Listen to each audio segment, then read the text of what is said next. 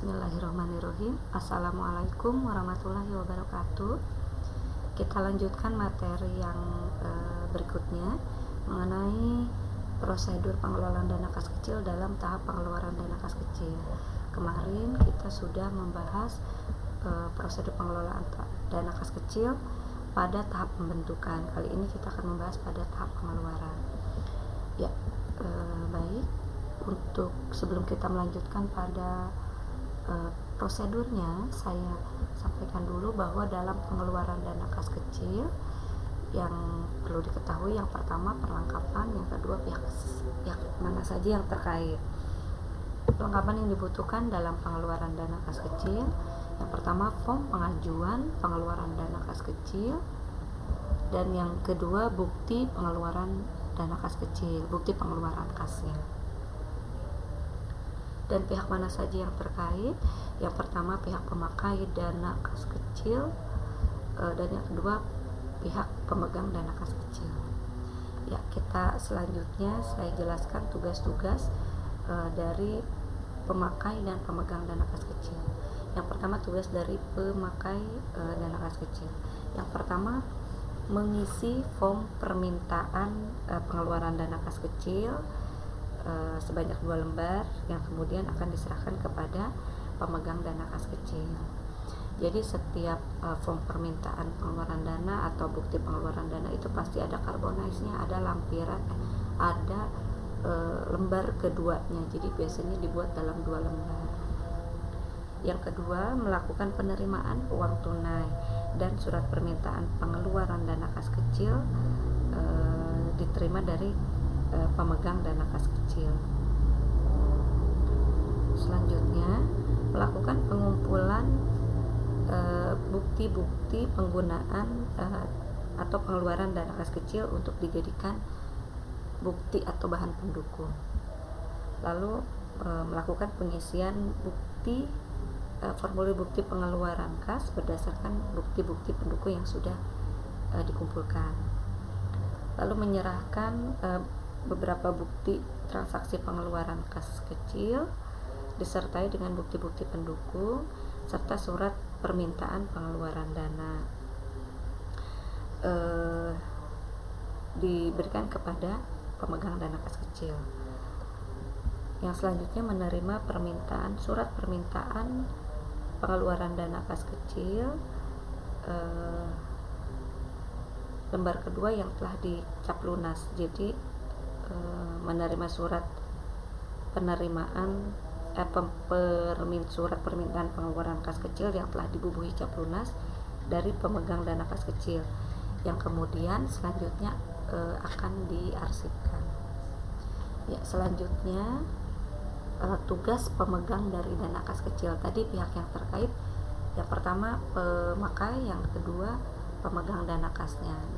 Sementara itu tugas pemegang dana kas kecil diantaranya yang pertama, pemegang dana kas kecil ini menerima surat permintaan pengeluaran dana kas kecil lembar pertama dan lembar kedua dari pihak pemakai. Jadi tadi ketika pemakai mengajukan, otomatis sama pemegang diterima surat permintaan pengeluaran dananya. Selanjutnya menyerahkan uang tunai. Jadi pemegang dana kas kecil akan menyerahkan uang tunai sesuai surat permintaan pengeluaran dana dari pemakai. Lalu menerima bukti pengeluaran dana kas kecil dan surat permintaan pengeluaran kas kecil dari pihak yang menggunakan atau pemakai pengeluaran dana. Selanjutnya memberikan cap lunas. Tadi sudah memberikan, kalau di pemakai berarti meminta bukti pengeluaran dana itu yang sudah dicap lunas. Oleh pemegang dana kas kecil, bukti pengeluaran dana kas kecil dan bukti pendukung yang diberikan oleh pemakai itu diberikan cap lunas atau dibubuhi cap lunas. Selanjutnya menyerahkan surat permintaan pengeluaran dana kas kecil yang telah dicap lunas kepada pemakai. Jadi setelah dibubuhi tadi diberikan kepada pemakai dana kas.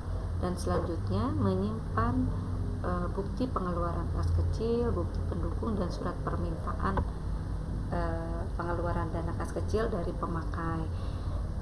Dokumen tersebut akan diserahkan ke bagian kasir utama, ke bagian kasir besar, ke kas besar atau ke bagian utang untuk diserahkan pada saat pengisian kembali dana kas.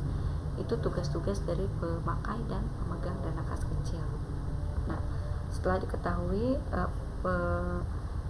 pemegang dan pemakai dana kas tugasnya apa saja, selanjutnya saya akan menjelaskan bagaimana prosedur pengeluaran dana kas.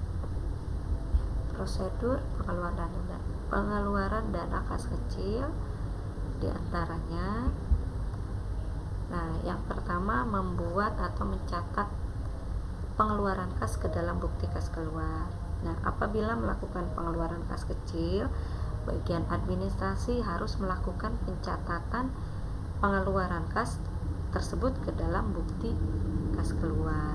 Setelah itu, kumpulkan menjadi satu bukti kas keluar dengan bukti transaksi lainnya seperti bukti kas keluar seperti bukti pendukung nota, kwitansi, faktur, dan lain-lain.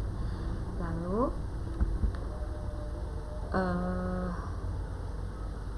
setelah dikumpulkan bukti kas keluar dengan bukti eksternal seperti kwitansi tadi, lalu diberi bukti kas keluar, diberi nomor urut berdasarkan tanggal transaksi dan urutan transaksi. Jadi setiap bukti kas keluar itu yang pertama harus dilampiri bukti-bukti pendukung seperti kwitansi atau nota. Yang kedua harus diberi nomor urut sesuai dengan terjadinya transaksi. Misalnya pada tanggal 2 September terjadi 3 transaksi pada pukul berapa saja, pada pukul 9, pada pukul 10, pada pukul 11. Berarti pada pukul 2 September pukul 9 itu diberi urut nomor 1.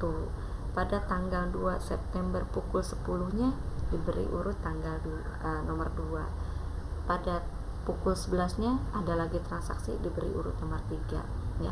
Lalu tanggal 3 Septembernya ada lagi transaksi, berarti diberi urut nomor 4. Begitu seterusnya, diberi nomor urut sesuai terjadinya transaksi, dilihat dari tanggal dan waktunya, ya. Setelah itu jangan lupa ketika sudah dilengkapi bukti kas keluarnya, diminta tanda tangan pimpinan pada bukti kas keluar untuk menyatakan bahwa pimpinan menyetujui dan bukti dan kas keluar betul-betul digunakan sesuai dengan kebutuhan yang seharusnya, ya, untuk kepentingan kantor. Setelah mendapat tanda tangan dari pimpinan, catat dan masukkan data bukti kas keluar ke dalam buku kas kecil, ya, sesuai dengan sistem yang digunakan. Nanti saya jelaskan sistem apa saja yang ada dalam dana kas kecil. Nah, setelah selesai, semua dokumen pengeluaran disimpan dengan menggunakan Mapsnel atau Ordner, biasanya tentunya sesuai dengan kebutuhan. Dan selanjutnya membuat laporan apabila pengeluaran kas kecil sudah selesai dan semua transaksi sudah selesai dalam satu periode, maka harus dibuat laporan pertanggungjawaban berupa laporan pengelolaan dana kas kecil. Laporan pertanggungjawaban tersebut harus dilaporkan juga dengan bukti-bukti transaksinya dan disampaikan ke bagian keuangan, disetujui oleh pimpinan dan disampaikan ke bagian keuangan, ya. Itu untuk prosedur pengeluaran dana kas kecil. Nanti kita akan membahas sistem-sistemnya setelah prosedur pengeluaran dana kas kecil ini sudah selesai. Nah, ini baru pada tahap pengeluaran. Nanti selanjutnya saya akan menjelaskan lagi pada tahap pengisian kembali dana kas kecil dan pelaporan dana kas kecil atau pada tahap akhir. Sekian untuk prosedur pengeluaran tahap pengeluaran dana kas. Kita lanjutkan pada tahap selanjutnya di pertemuan berikutnya. Ya, terima kasih. Wassalamualaikum warahmatullahi wabarakatuh.